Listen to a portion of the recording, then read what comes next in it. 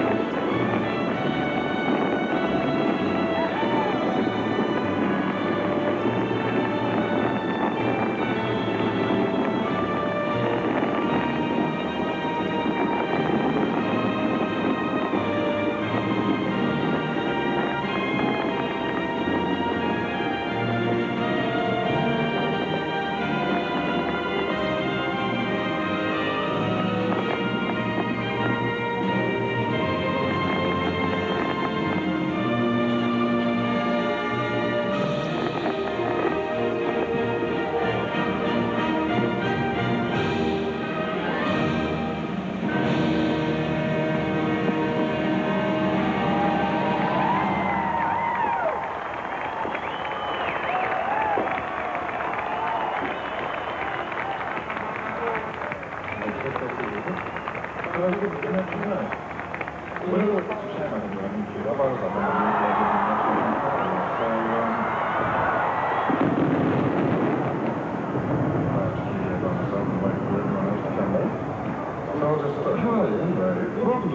show. It's 17.5 minutes past 9. The kettle in the regionally not like that. Maybe it occurred to me when they did that.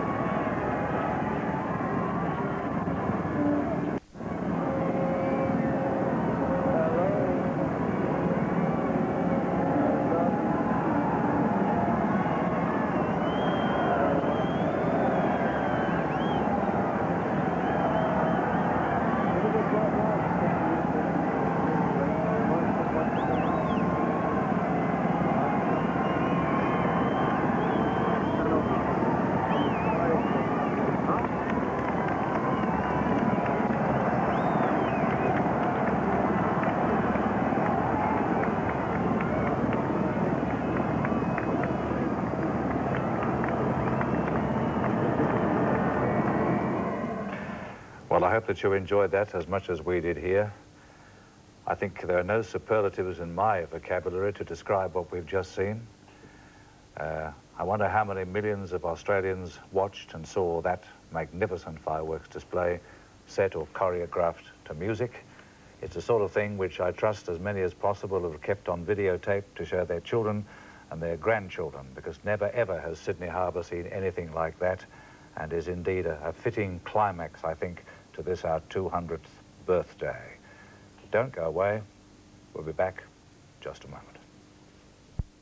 The arrival of the first reenactment fleet came through the heads this morning at about 10 o'clock, and eventually, 3 hours later, ended up in Farm Cove to the most incredible, tumultuous reception Sydney has surely ever seen. We thought we should end the day, therefore, by showing you something of what we saw during the day, the arrival of those ships which, in actual fact, represent Captain Phillip, the man who started it all 200 years ago, in those tiny ships that sail all the way from England without any engines at all, just with sails.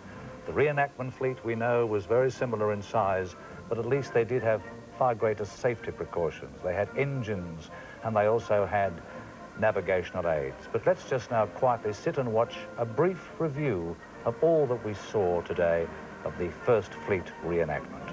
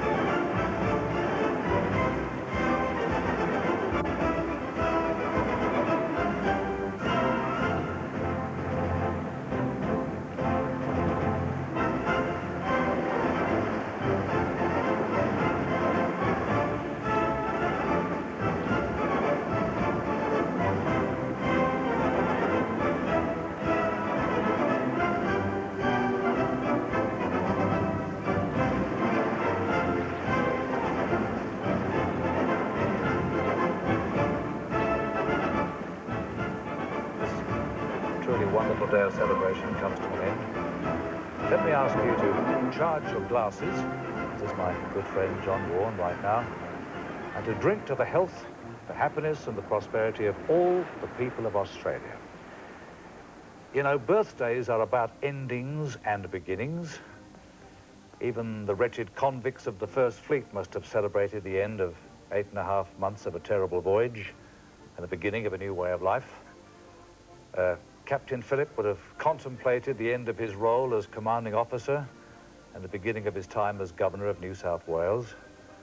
And it was also an end and a beginning for the original inhabitants of Australia, an end perhaps of innocence, certainly an end to their dream time and the beginning of a nightmare in their long history. But you know, history can't be rewritten, and to apologize for the past is really meaningless.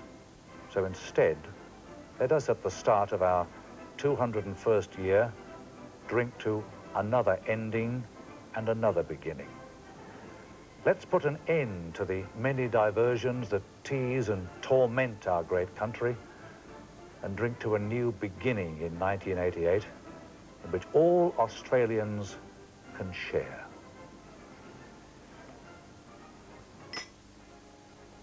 Happy birthday, Happy birthday, Australia. Thank you. And good night. Good night. They were all a long way from home, and they all, no doubt, thought that Australia was the worst place in the world. But the best part about the story is that they made their prison into a new home, where freedom became not just the dream of those in shackles, but a reality for everybody. It didn't happen by accident. It took the intelligence and courage of brave men and women. Even within the astonishingly brief span which covers the whole history of modern Australia, the process of making liberty an institution took time. For the original people of this land, it must all have seemed very different. And if they should say that their predicament was not yet ended, it would be hard to know how to answer, beyond suggesting that a country free enough to examine its own conscience is a land worth living in, a nation to be envied.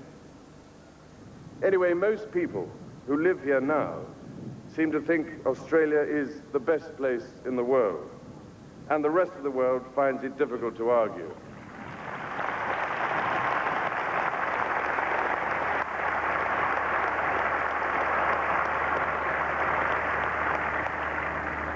By now, almost every country on earth is the old country to some family in Australia. Coming from your first old country and celebrating the 22nd anniversary to the month of my first transportation to Australia, let me say on behalf of all the lands and peoples who have contributed to your heritage that you have the best of it.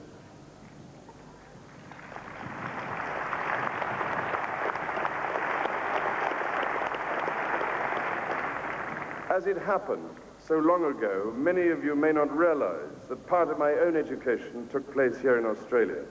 Quite frankly, it was by far the best part, and something which I shall always cherish. It gave me an insight into the character of this country and the individuals who have shaped it by the force of their personalities and by their infectious good humor. While I was here, I had the pommy bits bashed off me, like chips off an old block, and the results are only too obvious. I keep coming back for more, and it is always a special pleasure. But my wife and I are particularly glad to be here this year, on this great day, to help you, as if the Aussies needed help in anything, to celebrate your good fortune and to wish you well for a future that holds out such great promise. We're about to meet a very uncommon Smith, indeed, or Smiths. Until an hour ago, this man was the Australian of the Year. He's adventurer, explorer, publisher and dinky-dye son of Australia, Dick Smith and Mrs. Pip Smith. Welcome to both of you. Hi everyone. Happy Australia Day. Thank you. Can I get your reaction to this? Well, it's very moving. I'm very excited. I think we're very fortunate people. You've only got to look at that. But I can imagine the dreamers in the first fleet. There must have been some people who arrived, I reckon, and who thought, what's going to happen? There'd be the people, the whingers and the cynics who'd say, it's all going to fail and we'll all be back in England. And there would have been the dreamers who couldn't have imagined what would happen in 200 years. And that to me is exciting. You think that would have been you? I would have, I don't think I'd have any idea what would have happened, but I would have been a dreamer because I love dreaming about exciting things that can happen. And I look at this country now, and especially if I was a young person, I would say there is tremendous potential. We're fortunate. There are some tough things in our life, but we're fortunate. And I think looking at this and looking at what we can celebrate in 200 years, well, fortunate people. John Michael and Elizabeth, you're pretty close to you now, aren't they? This is the most amazing experience I've ever. I can't believe this. And you know, it's amazing to think that the bureaucrats actually didn't want the First Fleet reenactment to happen. And I think the people of Australia have proved that this is the highlight of the day. I think we're actually caught in a traffic jam of a major proportion here. I mean, you cannot believe the number of boats gathered around us and around the First Fleet as they're coming through. And there are not hundreds, there are thousands of boats. There are people on little dinghies, there are people on motorboats.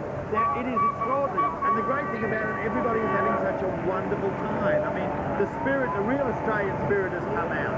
It's a lovely feeling. And I think the Prince of Wales' speech summed it all up about this country. It's the most extraordinary thing I've ever seen in my life. What can you say? You could walk across the harbour by stepping from boat to boat. This is the first time we get close to being gone, really. You could really do that. And it's just wonderful. The sun's come out again, and the boats everyone's having a party. People are feeling good about themselves, and it's a great day for Australia. I also can't believe the number of people who've actually landed on board boats. I mean, you could swear that Every square inch. Yeah, that's right. Magnificent sight, and many more of the First Fleet ships to come down too. We've only seen 2 go by, and there are 11 altogether. Well, they had to carve a path through them with a fireboat. We should point out there are rubber duckies which were trying to guide the boats. And in fact, those in the rubber duckies were hanging on to the boats as they were coming through. There's absolutely no chance of a rubber ducky paving a way through this. Well, this is entirely different from what it was back in Yes. 1788 when they landed at Farm Cove, and there were fern glade valleys and a stream coming down from Hyde Park. The reason that they settled here was because of the water. And look at it today. Who could have imagined? Wouldn't it be great if you could bring some of those people back just for an hour or two to see what this wonderful city has become and what this wonderful country has become? You're absolutely right. It's an enormous feeling sitting out in the middle of it too, we should say, Ray. It's something quite unique. I don't think I've ever experienced it. Obviously I won't again either, because 200 years takes a while to come round again.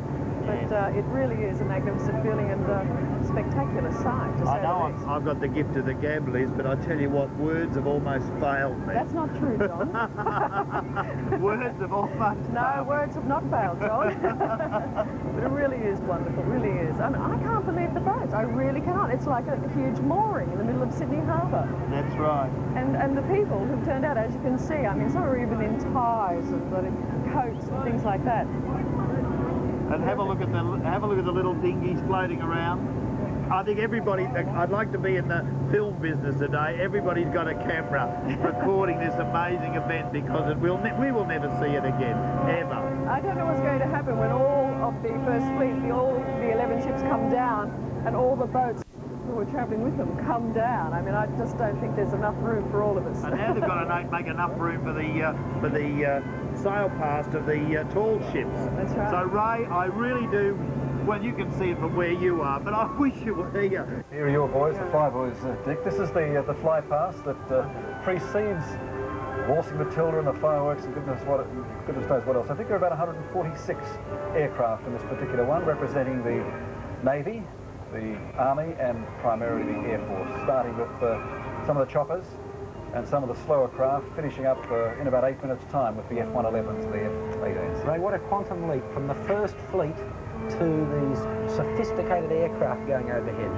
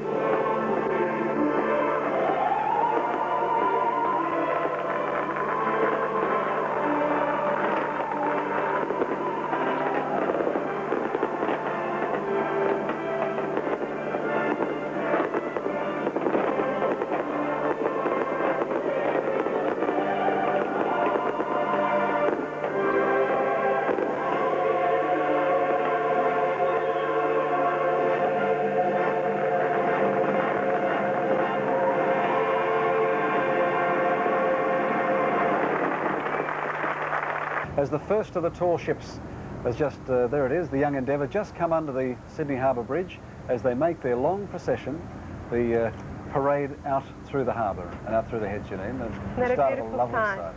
We should say that this is the gift, of course, from Great Britain to Australia, the one that was handed over yesterday by Prince Charles. Prince Charles will take the salute, the Young Endeavour. He's on board the HMAS Cook, which is based just below us at the zoo here in Bradley's Head.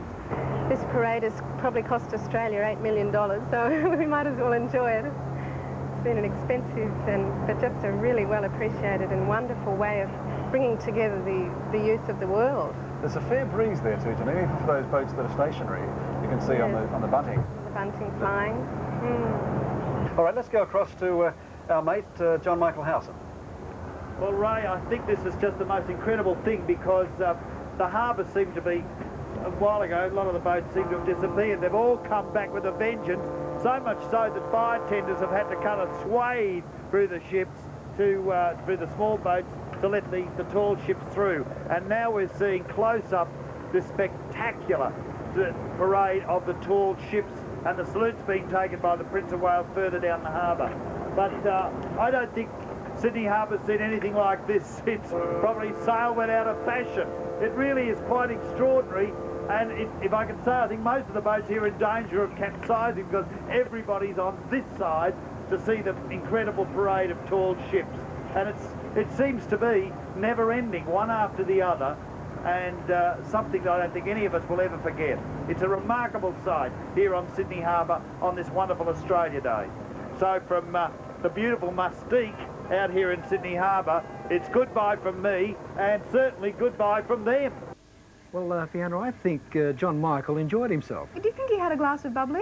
Oh, not John Michael, come on. He and all the other Australians keeping the alcohol industry alive. In fact, you can still hear people clinking glasses on the other side of the harbour. Oh, yes, a wonderful atmosphere. Yeah. Absolutely superb. What are you going to do now? Well, I think the best moment for me was the fireworks today. How about you? Yeah, me too. All right, after the break, we'll give you another look at those fantastic fireworks. Australia's 200th, so how about happy birthday? Yeah, happy birthday. Happy birthday, Australia. Good night.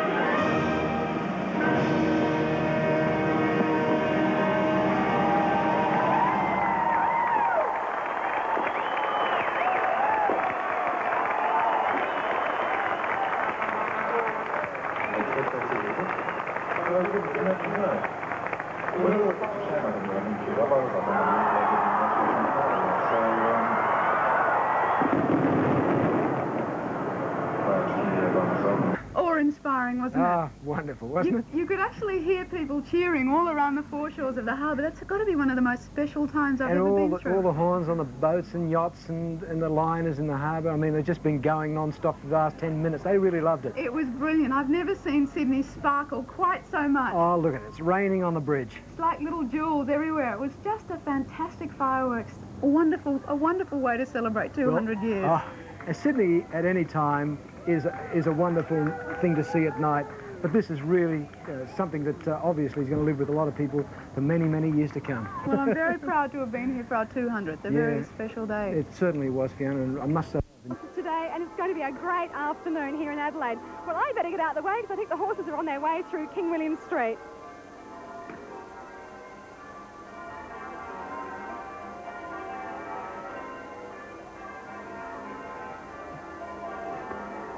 Parade is led by the police greys, and quickly behind them is the Australia Day banner.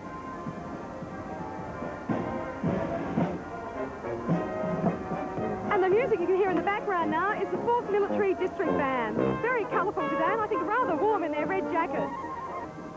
Coming through now looking ever so cute, the Mackenzie Marching Girls Club. Formed in Adelaide 28 years ago, and the teams have competed at a national level. The little ones start at just 5 years, and they're ever so cute. Aussie Post now, led by an old mail coach. And this is where the mail was delivered a long time ago. I think sometimes it was almost as fast as it is today. And today, with the most modern technology, a Pantechnicon, which is used to transport mail, and is also carrying some of the 10,000 balloons which are being given away today by Aussie Post. That is huge. This is lots of fun. The Model A Ford Club, and it's a very strong club here in South Australia. It has over 70 members, and all the cars in the display today turn 60. They don't look bad for 60. I wouldn't mind looking that good when I'm 60. And some of the members are heading off to the National Rally in Easter, and there'll be over 144 days there. They make a lot of noise. A team of black Clydesdale horses, which are used by the South Australian Brewing Company. They're one of the most magnificent teams in the country. In fact, they're the only properly matched black team on Australia. What have we got here? Is that an elephant? On a penny farthing? I don't believe it. That would be hot work today. Imagine trying to balance on that. Wouldn't be easy. And doing it in old-fashioned style, we have the penny farthing bicycles. Now, how they actually get up there and stay up there is beyond me. I have trouble with a normal two-wheeler.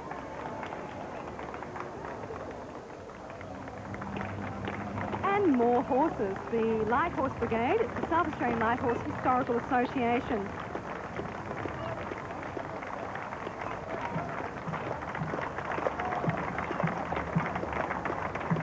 And getting a very loud applause from the crowd today as well.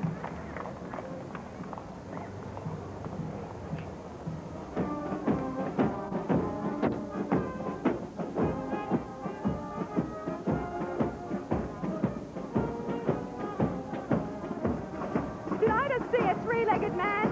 Well, there we have the Adelaide GPO, and it's time for us to say goodbye to the rest of Australia.